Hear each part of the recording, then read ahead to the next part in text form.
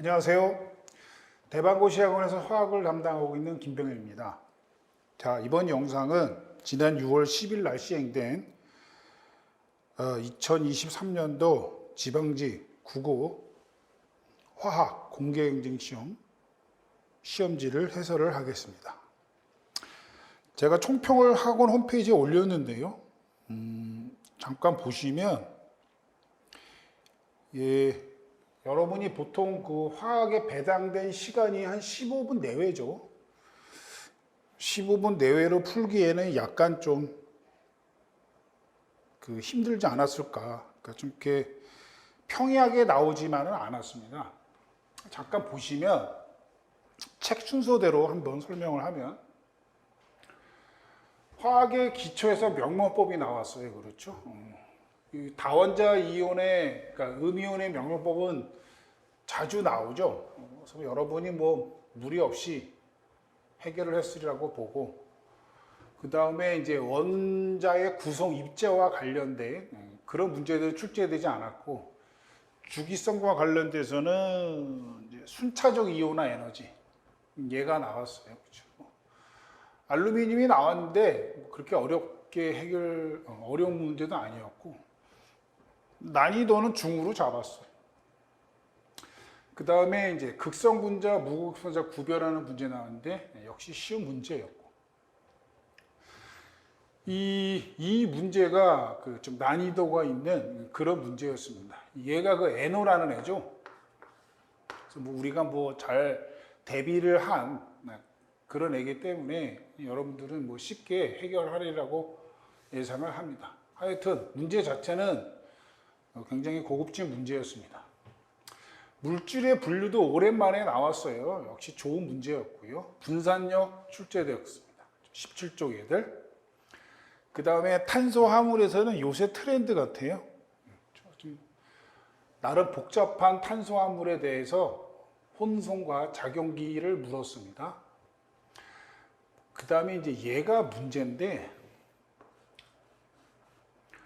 요 알렌이라는 거는 이렇게 전공 유기화학에서 나오는 물질입니다. 그래서 9급을 준비하는 수험생들 중에서 이 알렌을 대비한 친구들은 없을 거예요. 11번은 제가 보기에는 좀 잘못 출제되지 않았나.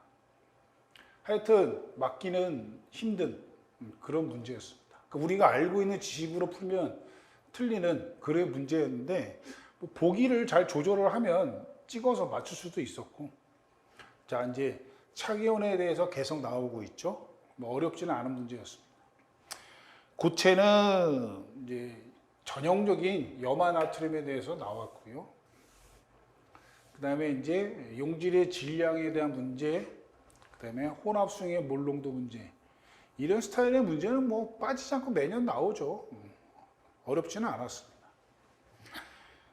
이제 반응 쪽에서는 이제 열화학 반응식의 해석이 나왔어요. 헤세의 법칙이 나오지 않았고, 얘도 그렇게 어려운 문제는 아니었고, 이 문제 좋은 문제였습니다. 그렇죠? 이 문제 많이 틀리신 분들도 있을 거예요. 표준 엔트로피 변화. 물론 우린 다 대비돼 있죠. 그다음에 속도식의 결정, 아주 전통적인 문제, 그렇죠? 나왔고요. 평형과 평형 이동도 어렵지 않게 나왔습니다.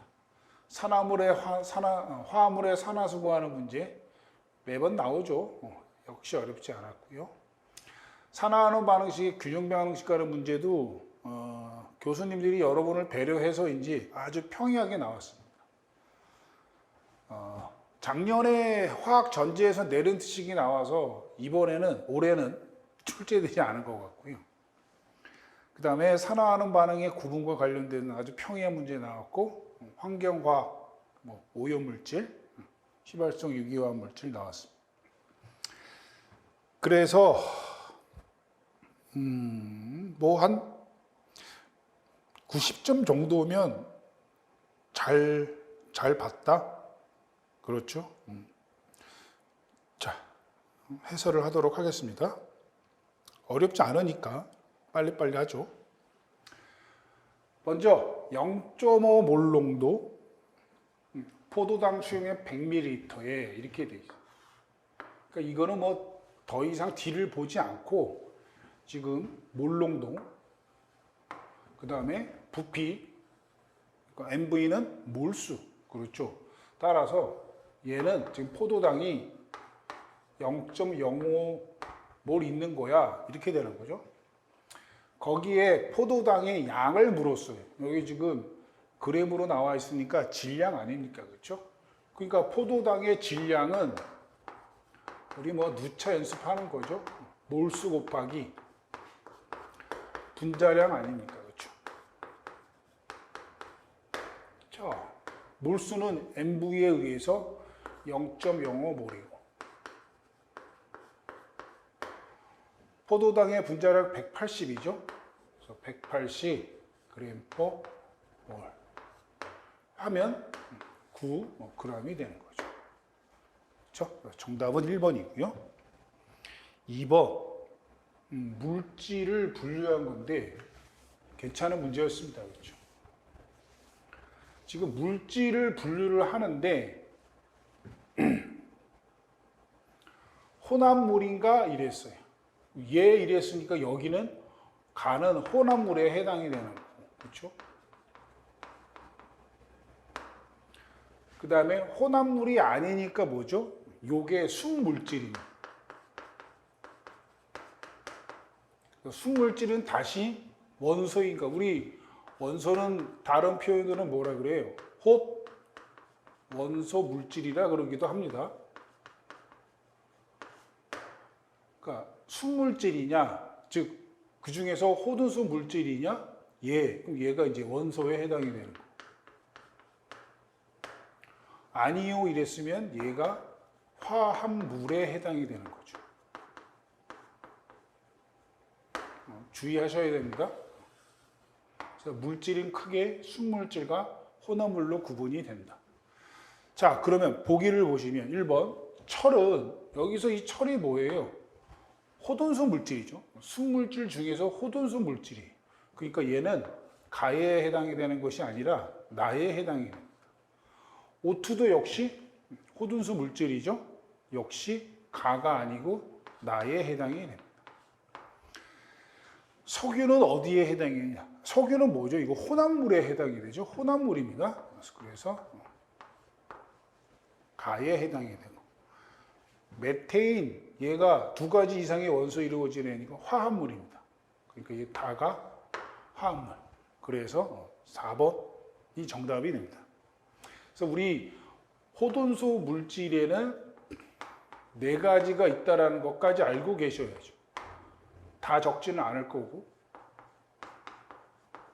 금속은 죄다 호돈수 물질이죠. 여기 철이 대표적인 예입니다. 그 다음에 동종 이원자 분자.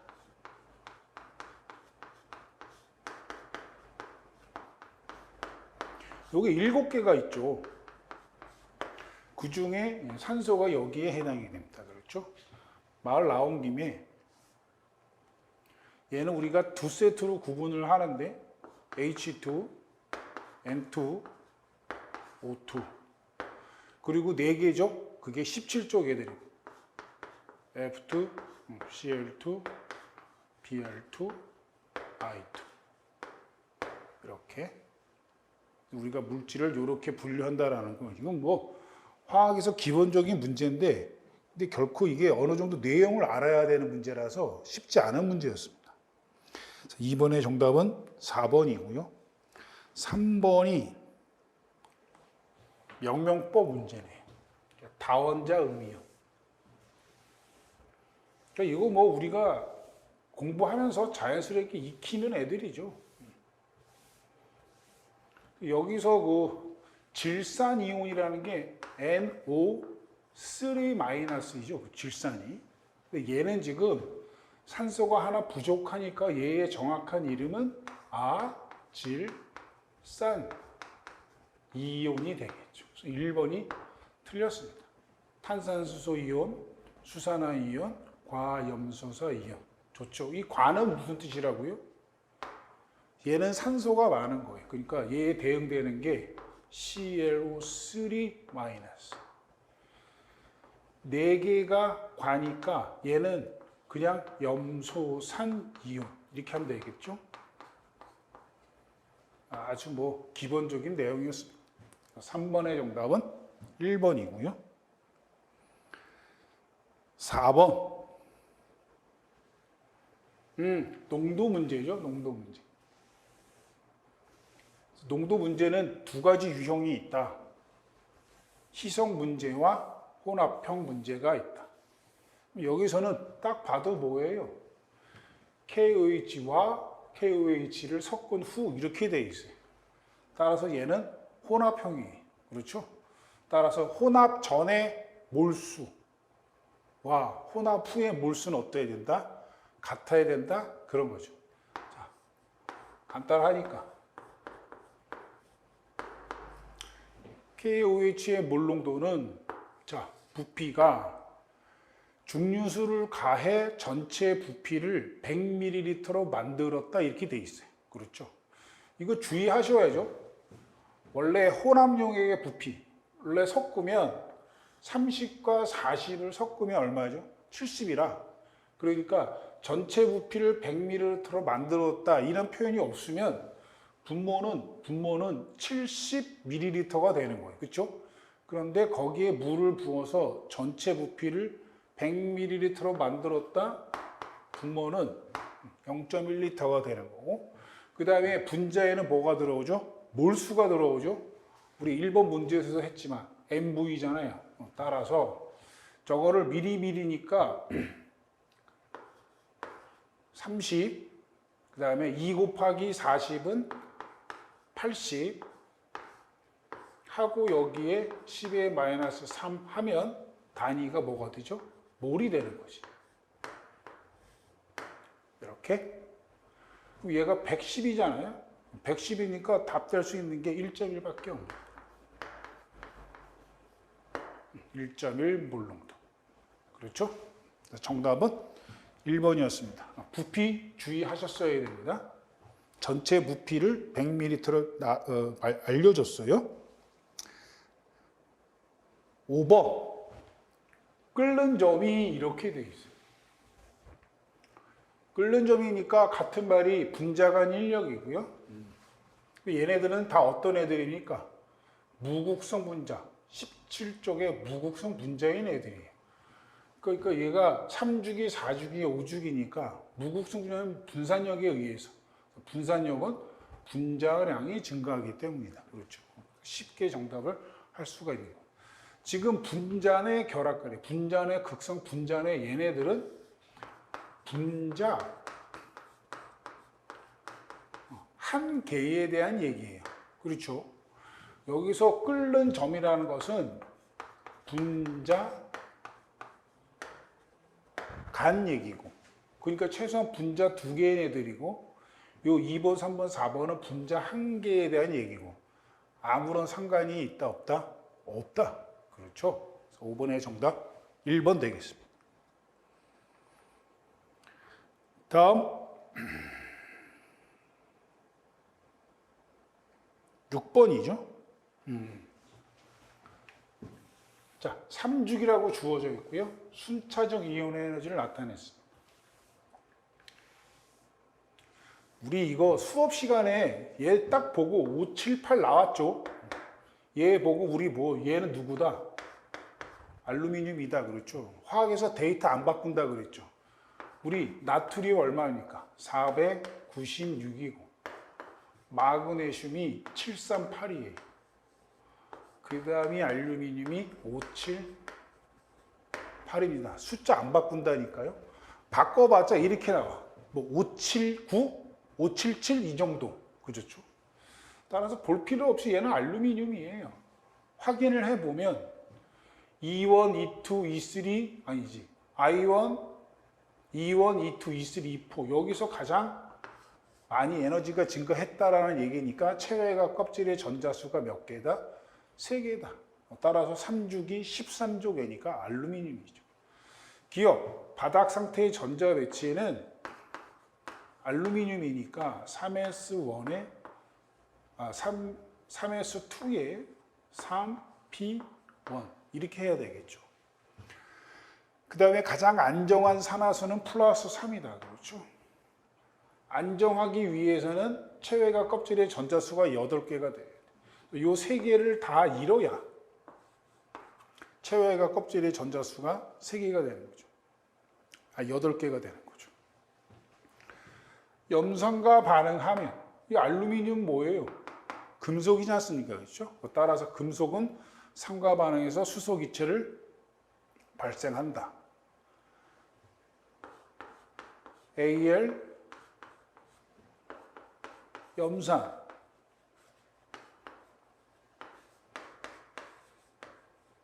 염화 알루미늄이 나오고 수소가 나옵니다. 이거 계속 외우는 거죠. 26, 23입니다. 이렇게.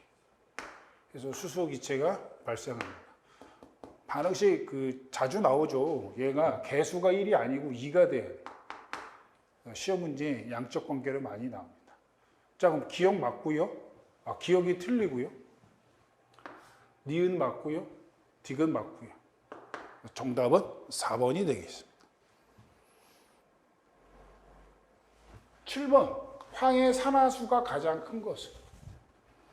항상 나오죠. 이런 거를 한 세월 걸려서 풀면 안 된다.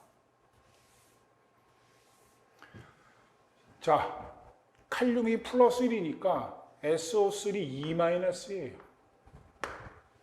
따라서 황의 산화수는 X, 산소는 마이너스 2죠. 그런 애가 3개 있고 합이 마이너스 2예요. 답은 플러스 4가 돼요. 얘도 구조가 똑같죠. 나트륨이 플러스 1이면 얘가 2-2. 그럼 얘는 X가 2개 있는 거죠. 따라서 마이너스 2인 애가 3개 있고 따라서 마이너스 2, 마이너스 6, 플러스 4. X는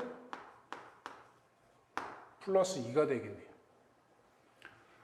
마이너스 6, 4 맞죠? 얘는 뭐예요? 얘가 2 마이너스 우리 알고 있죠. 황산이온. 이거 뭐 7번을 이렇게 계산해서 푼 친구들은 없겠죠. 보자마자 얘가 최대 산화수 아닙니까? 16쪽이니까 플러스 6. 그 다음에 얘는 마이너스 2. 이렇게 되겠죠. 황의 산화수가 가장 큰 것은 3번이 되겠습니다. 8번 고체 문제인데 얘도 뭐 임의의 원소 AX로 나와 있지만 결국은 누군가요? NaCl입니다. 그렇죠? 그래서 Na 플러스하고 Cl 마이너스니까 얘는 껍질이 2개고 얘는 껍질이 3개잖아요. 그러니까 이렇게 큰 애가 Cl 마이너스네. 작은 애가 Na 플러스고 1번 단위 세포 내에 있는 A 이온과 X 마이너스 이온의 개수는 각각 4개이다. 맞죠? 이건 뭐 우리 알고 있는 거 아니야. 확인을 해봅시다. 그렇죠? 얘가 지금 얘가 나트륨이잖아요. 나트륨은 어디에 있나요 지금? 요 위치에 있잖아요. 그렇죠? 요 위치가 어디에 해당이 돼? 모서리죠, 모서리. 모서리는 4분의 1의 입자를 나타내는 거고 그런 모서리에 있는 애가 몇 개죠? 정육입자니까 총 12개예요. 나머지는 다 모서리에 있고 얘가 어디에 있는 거예요? 센터에 있죠. 그러니까 채심의 위치에 있죠. 그러니까 채심에 있으면 온전한 걸 나타내는 거니까 그래서 이거 몇 개예요? 그래서 4개예요. 그러니까 여러분이 시험을 대비를 하시는 분들은 얘가 왜 4개인지를 아셔야 돼요. 그렇죠? 그럼 Cl- 똑같나요? Cl- 그렇지 않죠. 일단 Cl-는 큰 덩어리인데 얘네들이잖아요. 요 위치가 꼭지점이죠. 꼭지점은 8분의 1의 입자를 나타내고 그런 애가 8개죠. 꼭지점이 8개. 그 다음에 여기 있단 말이지. 그렇죠? 염소가. 이게 어디 위치를 말해요? 면이죠, 면. 면은 2분의 1의 입자를 나타내고 육면체잖아. 6개 있는 거예요. 그래서 하나 더하기 3개가 4개란 말이죠. 그렇죠? 그래서 어떻게 해서 4개가 되는지를 잘 아셔야 돼요.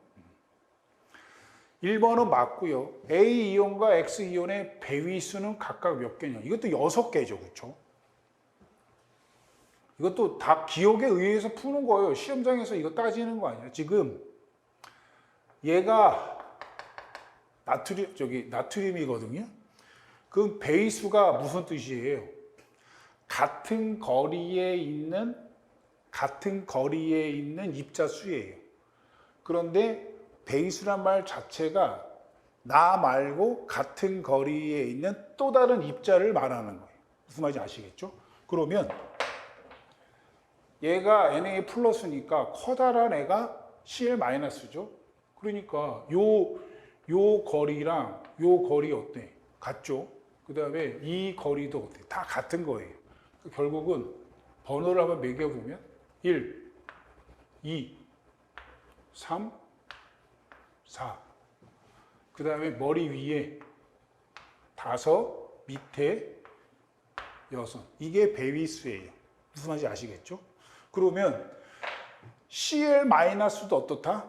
똑같다. 근데 Cl-는 우리가 얘를 Na 플러스로 우리가 생각하고 있지만 NaCl 구조 자체가 어떤 구조냐면 이런 구조에 예를 들어서 이런 반쪽을 하나 더 연장을 하는 거죠. 이렇게.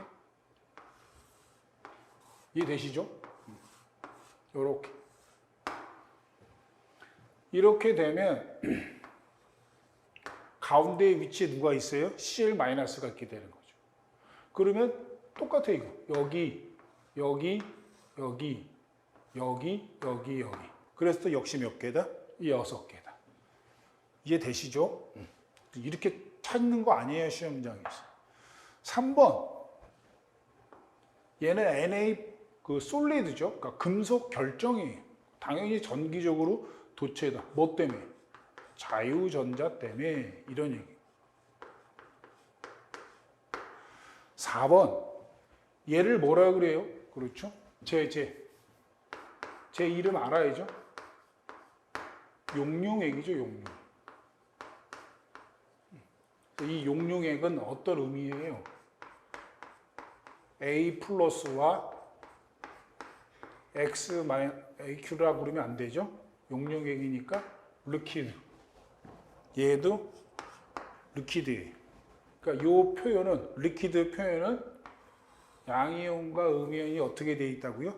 떨어져 있다고. 떨어져 있기 때문에 뭐 할 수 있어요? 이동할 수 있고, 이동할 수 있으니까 전기 전도성이 있는 거죠. 그렇죠? 그래서 부도체.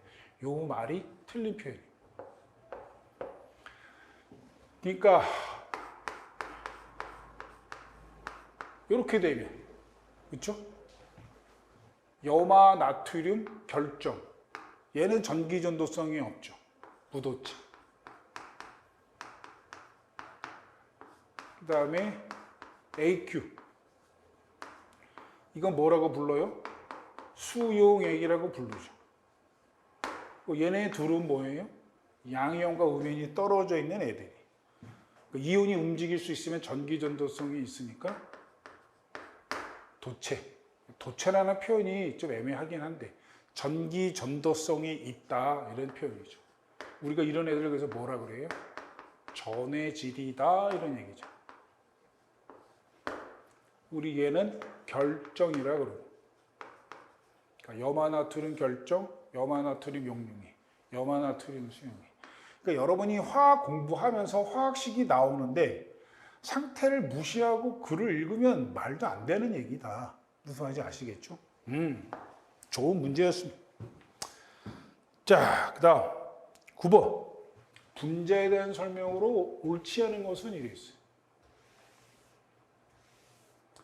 SO2, BF2 이거 뭐 우리가 너무나 수업 시간에 많이 다뤘던 애들이죠.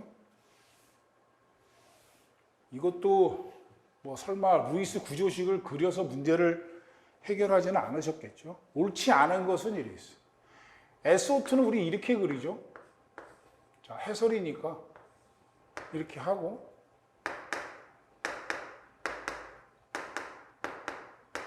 이렇게 하면 되겠죠. 그리고 중심원자 입체수가 비공유의 전자쌍 하나에 2개니까 입체수 3입니다. 그리고 비공유의 전자 한 쌍이 있고 이게 뭐예요? 이게 구분형이죠. 그렇죠? 그리고 극성 분자냐 쌍극자 모멘트의 합이 얘네들이 어떻게 돼 있어? 이렇게 굽어 있다 그랬으니까 이렇게 돼 있는 거 아니에요. 그렇죠? 그 쌍극자 모멘트는 이렇게 되는 거니까 합이 0이 될 수가 없죠. 극성 분자다. BF2는 당연히 선형 구조를 갖는 비극성, 비극성이 여기서 무극성이라는 뜻입니다. 뜻도 맞고. 그 다음에 얘는 사각 평면 구조를 갖는다. 제가 틀렸죠. 그렇죠? 탄소가 이렇게 있으면 삼연체 구조를 갖죠. 전자쌍 4개면 이렇게 돼 있어요. 얘가 수소, 염소. 모양 자체는 삼연체.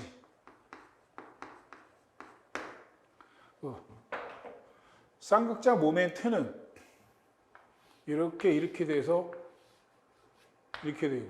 얘 둘이 이렇게 돼요. 이렇게. 합이 0이 될 수 없죠. 따라서 극성 분자라는 말은 맞아요. 근데 사각 평면이 아니고 삼연체 구조다. 4번 사이머탄소. 이게 전부 다 염소로 같죠. 따라서 정삼연체 구조를 갖고 그다음에 쌍극자 모멘트 합이 0이기 때문에 비극성, 무극성 분자다. 그래서 9번의 정답은 3번입니다. 이렇게 당황한 나머지 이거를 글자를 잘못 볼 수도 있었을 것 같아요. 주의하시고요. 9번의 정답은 3번이고요.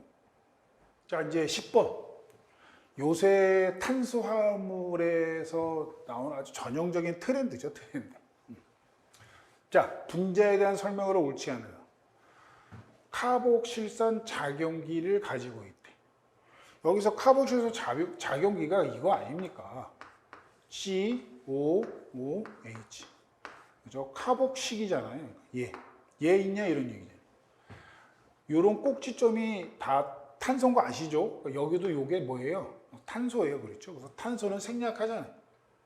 따라서 얘가 COOH. 얘가 카복식이에요. 맞는 얘기죠. 에스터화 반응을 이렇게 돼 있어요. 여러분 이거 탄수화물 공부를 많이 안 해서 저거 모르셨을 수도 있는데 기본적인 거잖아요. 그렇죠? 에스터화 반응이라는 것이 지금 말하는 이런 카복실산이랑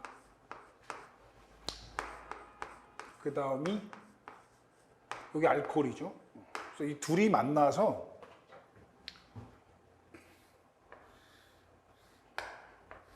요렇게 물이 빠져나가죠. 여기 이제 탈수죠. 결과물이 여기가 끊어져 나갔으니까 요 산소가 여기에 와서 붙는다는 거죠. 이렇게 이제 물 이렇게 되는 거죠. 요런 작용기 COO 이거를 우리가 에스터라 그래요. 그러니까 에스터가 만들어졌으니까 이 반응을 에스터화 반응이라 그러고, 그러니까 에스터화 반응을 통해 합성할 수 있다 이 말은 에스터기가 있냐 이런 얘기거든요. 에스터기가 어디 있어요? 여기 있네. 여기 얘가 C니까 COO 이렇게. 그렇죠? 그래서 2번도 맞는 얘기고. 3번 모든 산소 원자는 같은 평면에 존재하냐. 지금 산소가 4개 있는데 지금 이 이중결합판에는 요 탄소에 있잖아요. 그렇죠? 이렇게 결합되어 있는데 얘는 요 산소의 혼성을 보면 이렇게 되잖아요. 그렇죠? 그래 옥텟을 만족하고 놈의 혼성궤도 함수를 보면 비공유의 전자쌍이 두 쌍에 결합한 원자가 하나 있으니까 sp2예요. 그렇죠? 평면 구조라고. 그러니까 요 탄소도 sp2고 요 산소도 sp2니까 같은 평면에 있어. 얘도 매 마찬가지죠. 얘도 sp2 혼성이에요. 근데 얘 산소, 얘랑 얘랑 같죠, 그렇죠? 단위 결합할 애는 옥텟을 만족해야 되니까 비공유 전자쌍을 찍어보면 이렇게 되죠. 비공유 전자쌍이 두 쌍에 원자가 두 개니까 얘는 sp3 혼성궤도 함수예요. 얘도 매 마찬가지죠. 이해되시죠? 따라서 모든 산소 원자는 같은 평면에 존재하지 않죠. 3번이 틀렸고 sp2 혼성을 갖는 산소 원자의 개수는 지금 이중결합한 애 얘하고 얘 두 개밖에 없죠. 그래서 두 개가 맞다. 그러니까 여기에 있는 산소랑 여기에 있는 산소랑은 당연히 혼성이 다르죠. 좋은 문제였습니다. 10번의 정답은 3번. 그 다음에 11번. 비극의 알렌.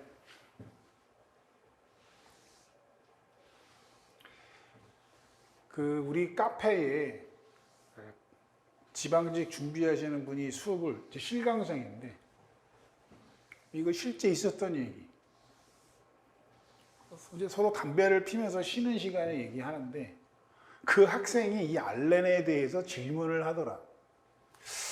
자기가 그 양반이 그 화학과 출신인데 이중결합이 두 개 있는 경우인데 같은 평면이 아닌 경우가 있는데 혹시 그게 뭔지 궁금하다 해서 제가 알렌이라는 게 있다 이렇게 얘기를 한 적이 있거든. 그래서 시험 마치고 그 친구한테 채팅이 왔는데 알렌이 나왔다. 당연히 맞았다. 그래서 100점이 나왔습니다. 그렇죠?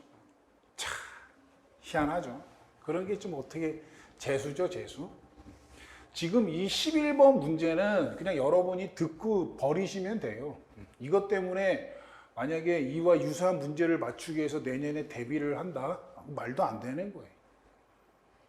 얘 하나 버리면 되고 나머지 다 맞으면 되는 거죠. 지금 하는 거는 그냥 그런 게 있군 정도 얘기하시면 됩니다. 지금 이중결합이 두 개가 이렇게 연결이 되어 있는 거거든요. 우리가 우리의 지식으로는 얘가 혼성을 묶고 있으니까 얘는 sp예요, 그렇죠? 그 다음에 얘는 입체수가 하나, 둘, 세 개니까 sp2고요. 얘도 sp2예요. 그럼 우리 sp2면은 어떻게 돼 있나요? 평면 삼각형 형태로 전자들이 배치되거든요. 그러니까 이 면이랑 어때야 돼요? 우리의 지식으로는 같은 평면이어야 돼. 그런데 실제 얘네들은 그렇지가 않아요. 예를 들어서 이 문제에서 A와 B가 같은 평면 위에 있다. 그럼 이렇게 돼요. 근데 얘는 이 평면에 대해서 이렇게 있지 않아요. 이거를 우리가 리얼하게 그려보면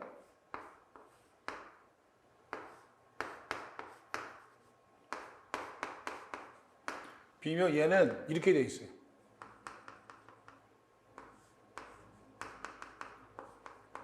D, C 이런 식으로 돼 있다고. 그러니까 우리가 이렇게 있으면 얘가 HA, HB가 있는 면이라면 HC, HD 이렇게 돼 있다. 이렇게. 이해되시죠? 왜 그렇다고요? 나도 몰라요. 그건. 알 필요 없어요. 일단. 이건 뭐 우리가 익혀야 할 그런 구조는 아니고. 따라서 얘가 같은 평면에 있다면 HA와 C, 얘와 얘는 같은 평면에 있을 수가 없어요. 디귿, 모든 탄소는 같은 평면 위에 있나? 그건 맞습니다. 그렇죠? SP에 의해서 직선형 형태로 있기 때문에 디귿은 맞고 모든 탄소는 같은 혼성 오비탈을 가지고 있다. 가운데 있는 애가 SP고 양쪽에 있는 게 sp2, sp2 이렇게. 그래서 11번 정답은 기억 디귿이고요. 2번이 정답이고 신경 쓰지 않으셔도 된다. 자, 12번. 이거는 이제 우리 이온 전자법인데, 그렇죠. 염기성 조건에서의 균형화학 반응식으로 옳은 것은 이랬어요.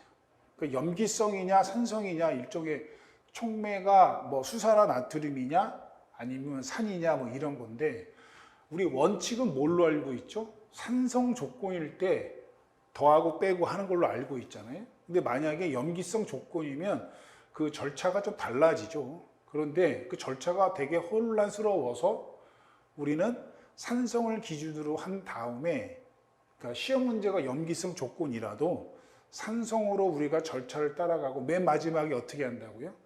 산성이기 때문에 수소이온이 반응물이건 생성물이건 존재해요. 그래서 그 수소이온만큼의 수를 어떤 수죠? 수산화 이온의 수를 여기가 이 수소이온이 두 개니까 여기에 두 개의 수산화 이온을 더해주고 당연히 반응물에 더해줬으니까 생성물에도 어떻게 해줘야 돼요? 이렇게 더해주면 끝이다.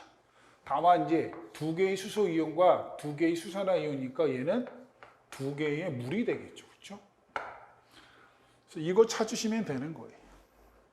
그렇죠? 4번이 답이 되는 거죠.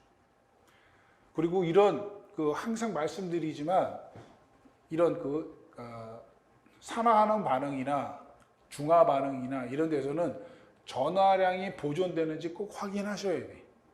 지금 그러니까 얘 같은 경우는 2번은 마이너스가 두 개인데 플러스가 두 개죠. 이런 것들은 볼 필요가 없는 거예요. 그렇죠? 어떤 경우든 전하량이 보존돼야 되니까 그런 것들은 여러분이 잘 챙기셔야 돼요. 4번을 보면 답이 4번인데 얘도 전기적 중성이고 중성이고 그러니까 반응물도 전기적 중성이라 또 생성물도 전기적 중성이어야 돼. 플러스 2고 마이너스 2고 얘 중성이고 그렇죠? 그래서 12번의 정답은 4번입니다. 교수님들이 여러분들을 많이 배려했어요. 그렇죠? 자, 13번. 이 공개지기에서는 착화물이 잘 안 나오는데 하여튼 나왔습니다. 또 그렇죠? 여러분들 앞으로 착화물 쪽을 잘 깊이 있게 공부를 해 놓으셔야 돼. 자, 이거는 이 구조식을 그러니까 이 화학식을 여러분이 잘 이해하고 있으면 돼요. 0.1 몰농도 착화물 수용액 100ml 역시 MV죠. 지금 따라서 0.01몰의 착화물이 있는 거예요. 여기에 0.5 몰농도 AgNO3 100ml를 첨가했을 때 그럼 역시 MV 0.05몰의 질산은 수용을 첨가했을 때 가장 많은 양의 침전물이 얻어지는 거. 여기서 침전물이 어떻게 되겠어요? 침전물은 질산은 이온의 은이온과 여기 착화물의 염소가 보이죠? 따라서 이 염화이온과 만나서 AgCl가 생기는 거예요. 그렇죠? 그럼 가장 많은 양의 침전물이 얻어지기 위해서는 지금 이 염소가 위치가 다 다르죠. 자, 예를 들어서 이렇게 대가로 안에 있는 얘는 우리가 뭐라 그래요? 리간드라 그럽니다. 따라서 중심금속과 배위결합하래죠. 배위결합이니까 결론은 공유결합이고 가로 안에 있는 애는 이온화가 안 돼요. 그러니까 이 염소는 앙금을 형성할 수가 없죠. 이 대가로 밖에 있는 애가 뭐예요? 이온이란 말이지. 이렇게. 그러면 착화물이 전부 다 얘 0.01, 0.01, 0.01, 0.01이 있는 거고 그렇다면 많은 양의 침전물이 얻어지기 위해서는 이온이 많아야 되잖아요. 그럼 얘는 이온이 3개고 2개고 하나고 얘는 없고 당연히 얘는 뭐예요? 정답이 몇 번이다? 1번이 되는 거죠. 그렇죠. 이건 계산하는 문제가 아니죠. 자, 다만 우리가 한번 확인을 해보면 자, 코발트는 6배의 2고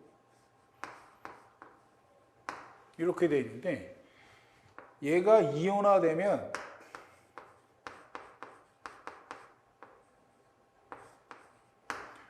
얘가 마이너스 1이잖아요. 마이너스 1인 애가 3개 있잖아요. 따라서 전기 중성이어야 되기 때문에 얘는 3 플러스의 전하를 가져요. 그리고 3개의 Cl-가 나오는 거죠. 그럼 얘가 0.01몰이에요. 그렇죠? 그러면 개수의 비가 1대 1대 3이니까 얘가 0.01몰이 생기고 얘는 0.03몰이 생기는 거예요.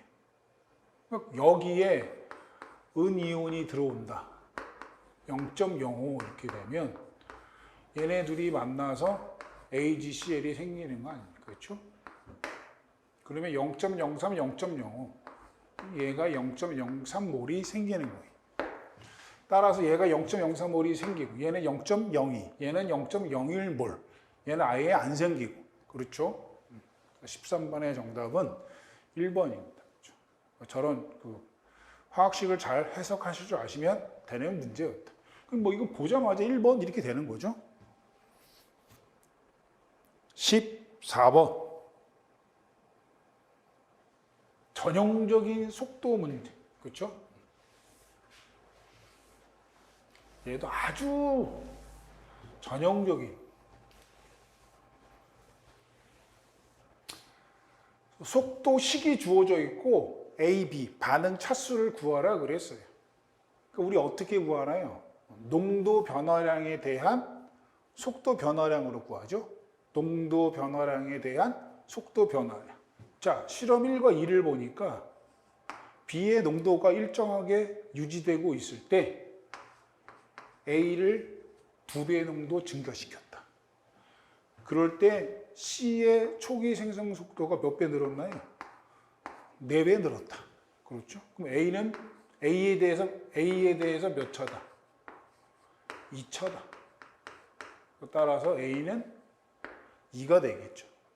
자, 이번에는 뭐를 일정하게 잡고 A를 일정하게 잡고 자, 실험 1과 3을 보니까 A가 일정하게 유지되고 B가 역시 2배 되네. 그럴 때 0.03, 0.12. 얘도 몇 배다? 4배다. 따라서 B에 대해서도 몇 차? 2차. 그러니까 B는 역시 2. 속도식 V는 속도상수의 A의 제곱, B의 제곱. 이렇게 해석하시면 되겠습니다. 아주 평이한 문제였습니다. 14번의 답이 4번이고 15번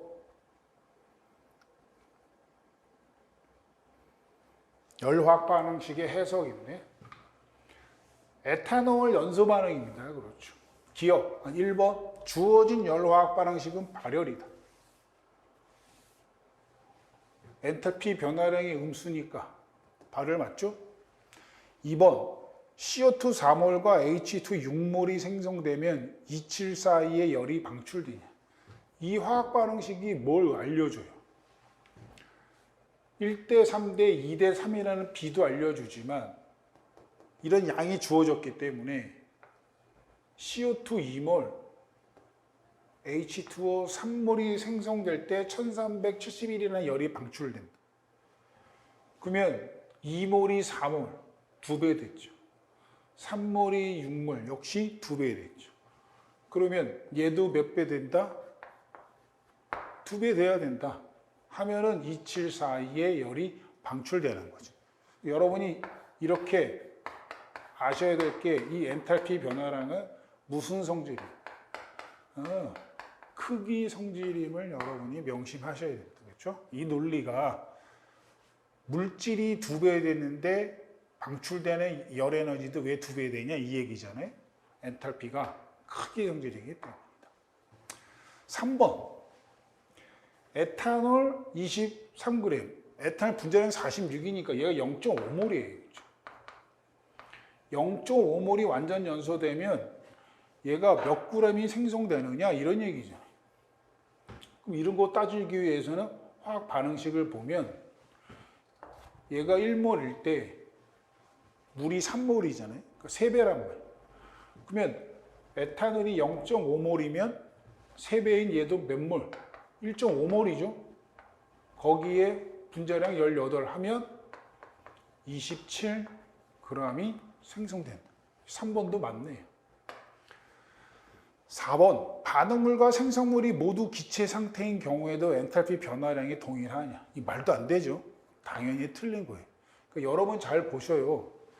이런 형태의 문제가 나올 때 중간중간에 계산이 들어가는데 이런 계산은 일단 패스하는 거예요. 그렇죠? 그래서 계산으로 판단하지 않는 문제가 지문이 있는지 없는지를 보시면 지금 보면 1번 맞죠? 2번, 3번 패스, 4번 물질이 모두 기체 상태일 때 어떻게 엔탈피 변화량이 같냐 말이죠. 그렇죠? 우리 물하고 수증기하고 엔탈피 자체가 다르잖아요. 그러니까 4번이 정답인 거죠. 고민의 대상이 되는 게 아니에요. 그렇죠? 근데 지금 그 시험 보고 나서 우리 카페에 이렇게 질문을 올리신 분이 있는데 좋은 질문이었어요. 그러니까 그럼 기체면 달라지는데 얘보다 그러면 더 많아지느냐 커지느냐. 그렇죠? 당연히 수험생의 자세죠. 그렇죠? 기출 문제를 분석을 하려면 당연한 얘기. 우리가 그래프를 잠깐 그려보면 뭐 연소 반응이니까 이렇게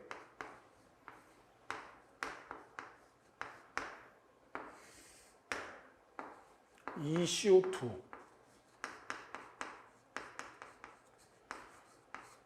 이렇게 돼 있고 이게 이제 마이너스 1371이에요. 이 길이가. 근데 반응물과 생성물이 모두 기체래. 그럼 이제 무슨 얘기냐면 얘 에탄올이 기체가 되는 거 아니에요. 그러면 에탄올 액체랑 에탄올 기체랑 누가 에너지가 커요? 에탄올 기체가 더 크잖아요. 그러니까 우리가 요렇게 그려보면 이렇게 된다면 OH의 가스 이렇게. 그러면 이제 물도 어떻게 돼? 기체가 되려면 수증기가 되려면 물보다 수증기의 엔탈피가 더 높으니까 위에 올라갈 거 아니에요. 그렇죠? 근데 문제는 뭐냐면 얘는 요만큼 올라가는데 물은 얼마큼 올라가야 되느냐 이런 얘기예요. 우리 에탄올에 끓는 점이 78도씨고 물에 끓는 점이 100도씨예요. 이건 뭘 말하는 거예요? 물에 끓는 점이 더 높기 때문에 물의 분자간 인력이 더 크다. 그 말은 요 에너지가 우리가 액체가 기체되는 거니까 기화열이잖아요. 그러니까 에탄올의 기화열보다 물의 기화열이 훨씬 더 커요. 그러니까 내가 수치적으로 하면 대략 3배 정도 차이가 난단 말이죠. 그러면 요만큼 올라갔을 때 에탄올이 물은 얼마큼 올라가야 돼? 이만큼 올라가야 되는 거예요. 이만큼. 그러니까 우리가 2CO2 그 다음에 3H2O 가스 이렇게 돼야 된다. 그러면 그때 엔탈피 변화량은 이렇게 되겠죠. 그렇죠? 그럼 요 길이가 1371이면 요 길이는 1371보다 어떻다? 당연히 줄어들어야죠. 그렇죠? 내년도 대비하시는 분들은 이런 지문 같은 거를 잘 해석을 해 보셔야 됩니다. 그러니까 내년에 반응과 생성물이 모두 기체인 상태에 엔탈피 변화량은 줄어든다, 늘어난다 이렇게 표현할 수가 있죠. 그 말은 에탄올과 물의 기화열이 누가 더 크냐를 묻는 거랑 똑같은 지문이죠. 하지만 수준은 상당히 어떻게 돼? 높아지는 거죠. 그렇죠? 15번도 좋은 문제였습니다. 16번. 이것도 좋은 문제였습니다. 그렇죠? 점점 문제가 좀 수준이 높아지면서 좋아지는 것 같아요. 얘는 뭐 말하는 거냐면 표준 몰 엔트로피는 주어졌을 때 표준 엔트로피 변화량을 물었어요. 그렇죠? 그러니까 제가 이거 수업 시간에 얘기하잖아요. 생반 얘기하죠.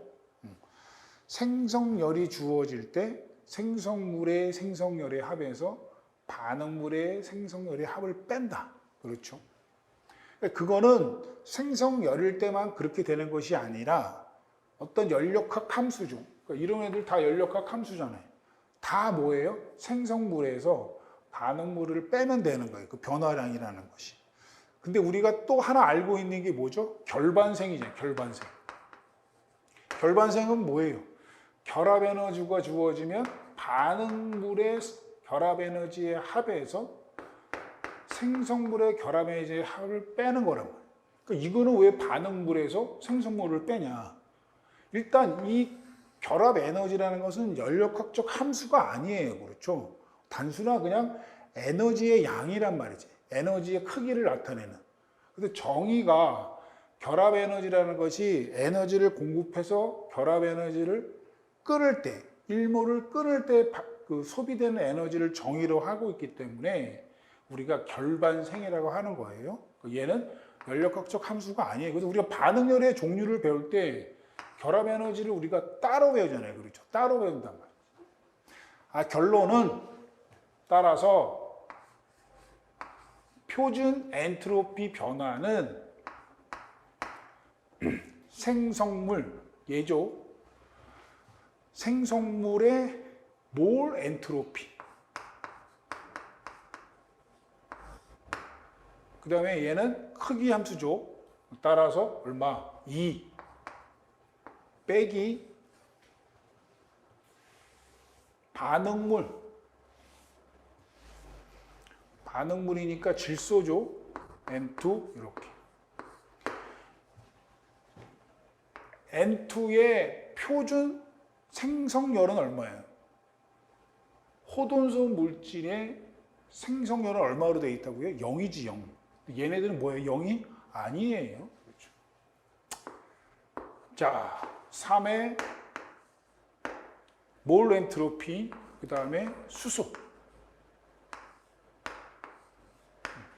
요게 생성물의 엔트로피의 합, 반응물의 엔트로피의 합. 이거 계산하면 되시는 거죠.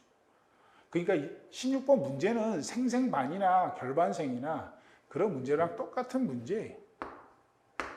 다만 이제 여러분들이 이렇게 엔트로피 변화에 대해서는 자주 문제가 나오지 않았으니까 당황하지 않았을까? 자, 암모니아 뭐로 되어 있어요? 192.5 빼기 질소가 191.5 더하기 수소가 130.6. 그렇죠. 산수 잘 하셔야죠. 이게 얼마 나오더라? 마이너스 198.3.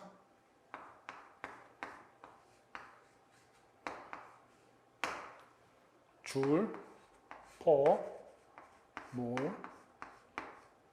켈빈. 자, 생생반 여러분이 생각하셨으면 됩니다. 그렇죠? 16번의 정답은 3번이었습니다. 좋은 문제였고요. 17번, 산화하는 반응이 아닌 것은. 이것도 뭐 우리 연습 많이 했죠. 반응물이나 생성물에 호돈소 물질이 있으면 산화하는 반응이다.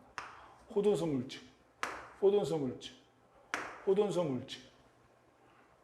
얘는 뭐예요? 3번 같은 경우는 산화하는 반응이 아니죠. 그러니까 답이 3번이에요. 4번은 우리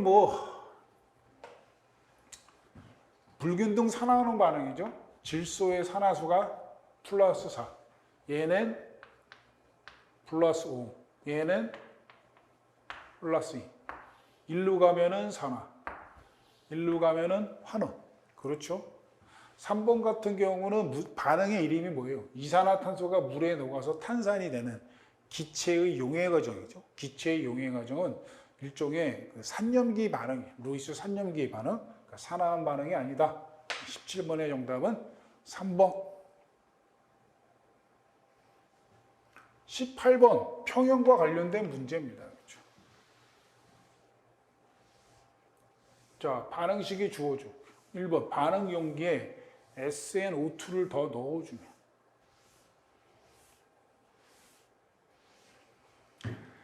SnO2를 넣어주면 이렇게 되잖아요. 얘가 뭐죠? 상태가 고체죠. 고체는 좀 2번 평형상수식에 표현되지 않죠. 따라서 평형에 영향을 미치지 않는다. 1번 틀렸고요. 옳은 것은 답이 2번이네요. 그렇죠? 3번 반응 용기의 온도를 일정하게 유지하면서 CO의 농도를 증가시키.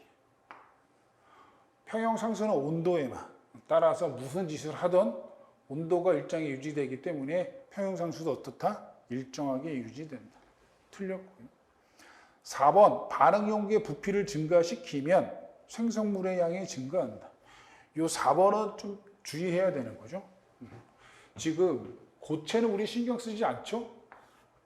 네, 기체일 때의 개수 2, 기체일 때의 개수 2. 그러니까 반응물의 개수합과 생성물의 개수합이 같을 땐 부피를 변화시켜도 평형이 이동되지 않죠. 따라서 생성물의 양이 증가한다. 이것도 틀린 지문입니다. 18번도 답은 쉽게 찾았죠. 좋은 문제였습니다. 18번의 정답은 2번. 19번. 아유, 좋은 문제였습니다. 그렇죠? 원자과 결합이론에 근거한 NO에 대한 설명. 그러니까 문제는 이 NO가 딱 보고, 그렇죠? 딱 보고, 어머, 처음 봐. 이러면 문제인 거고, NO가 어떤 애다? 옥텟 규칙의 예외에 해당하는 애라는 게 딱 나와야 이게 이제 답이, 문제가 풀리는 거죠. 옥텟의 축소가 있고, 그렇죠? 예외에. 그러니까 뭐예요? 베릴륨 화합물, 붕소 화합물, 옥텟의 확장이 있고요. 입체수 5 이상이네. 세 번째가 어떤 거예요? 홀수계의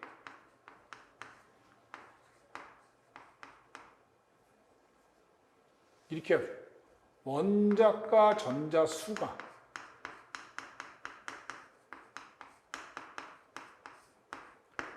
홀수계인 경우죠. NO가 질소가 15종이니까 5개, 산소가 16종이니까 6개, 둘이 더하면 5 더하기 6, 11개란 말이지. 그렇죠? 따라서 홀수계이기 때문에 이 말은 무슨 말이에요? 둘 중에 누군가는 옥텟을 만족하지 못한단 말이지. 그 말은 누군가가 홀전자를 갖는단 말이지. 홀전자가 존재한단 말이에요. 문제는 누가 그 홀전자를 갖냐 이런 얘기예요. 그렇죠? 자, 우리 뭐 원자과 전자성 11개고요. 계산을 해보면 결합수가 2개 나오죠. 이렇게 나옵니다. 이렇게. 그래서 요렇게 요렇게 요렇게 요렇게. 자, 근데 문제는 질소에 홀전자가 있느냐? 질소에 홀전자가 있으면 여기 이렇게 하면 되죠. 그 다음에 얘는 옥텟을 만족하고 하나, 둘, 셋, 넷, 다섯, 여섯, 일곱, 여덟, 아홉, 11개 맞죠? 근데 산소에 홀전자가 있을 수도 있잖아요. 그렇죠? 이렇게. 얘는 이렇게 되고 이렇게 되는 거죠. 누구한테 있을 때 더 안정한가? 그거 판단하는 게 형식전화 아닙니까? 그렇죠? 그러면 형식전화를 구해봅시다. 산소가 비공유의 전자성이 2쌍이면 0이죠. 따라서 NO가 전기적 중성이니까 질소의 형식 변화도 0이에요. 0 더하기 0이니까 0. 맞아. 그 다음에 얘는요. 질소가 비공유전이 한 쌍이 있을 때 0이죠. 두 쌍이 있으니까 얘는 마이너스 1이. NO가 전기적 중성이니까 산소는 얼마가 돼야 돼? 형식 전화가? 플러스 1이. 그렇죠? 우리가 너무나 잘 알고 있듯이 이 형식 전화를 통해서 여러 개의 가능한 루이스 구조가 존재할 때 어떤 게 더 연력학적으로 안정한 구조냐를 판단하는 게 형식 전화. 첫 번째 기준이 뭐예요? 형식 전화의 분리가 적은 거. 두 번째, 형식 전화의 분리가 작다면 전기 응수가 큰 원자의 음의 부호가, 전기 응승도가 큰 산소에 플러스의 전화가 있어요. 그러니까 얘보다는 얘가 어떻다는 얘기예요? 더 안정하더라. 따라서 홀전자는 누가 갖고 있다? 질소가 갖고 있다. 이런 얘기예요. 이게 머릿속에 들어있어야 저 문제를 해결할 수 있단 말이지. 1번은 각각 한 개씩의 시그마가 당연히 이중결합이니까 하나가 시그마고 하나는 파이죠. 2번 NO의 산소에 저게 틀렸네. 그렇죠? 질소에 있다 이런 얘기고. NO의 형식 전화의 합은 0이다. 당연하죠. NO 자체가 저기 중성이니까. 4번 NO는 O2와 반응하여 쉽게 NO2로 된다. 당연한 거 아니겠어요? 이렇게 홀전자가 있는 애기 때문에 얘는 굉장히 빨리 불안정하다. 그러니까 빨리 누군가랑 반응을 해서 안정한 애로 되고 싶어 하는 거죠. NO가 산소랑 반응을 해서 NO2. 우리 자주 보는 반응식이죠. 이렇게 되는 거예요. 19번 아주 좋은 고급스러운 문제였다. 19의 정답은 2번이다. 마지막 20번. 이거는 환경직 하시는 분들은 틀릴래야 틀릴 수가 없다 그러던데, 그렇죠? 이산화황은 산성매의 원인이 되죠. 휘발성 유기화합물은 완전 연소된, 이건 환경이 아니더라도 느낌상 알죠. 완전 연소된 애가 왜 문제되는 애겠어요? 그렇죠? 완전 연소되면 CO2하고 H2인데 온난하면 몰라도 휘발성 유기화합물은 액체 자체의 분자간 인력이 작은 애고 휘발이 잘 되는 거니까. 그리고 얘네들 자체가 나쁜 애들이에요. 독성이 있는 애들이라고. 연소와는 상관이 없다. 20번의 정답은 2번입니다. 자, 해설을 마치는데, 그렇죠? 그러니까 점점 9급이지만 문제의 난이도가 점점 높아지고 심도 있어집니다. 그래서 너무 확장하는 거는 안 됩니다. 아까 그 알렌 같은 문제까지 여러분이 커버하려고 그러지 말고 여러분이 짧은 시간 내에 20문제를 풀어야 되기 때문에 항상 속도를 생각하시고 문제 대비를 하셔야 되는 거고 좀 더 난이도를 좀 높여서 대비를 하셔야 될 것 같습니다. 하여튼 시험 보시느라 고생하셨고 좋은 결과 있으시길 바라겠습니다. 수고하셨습니다.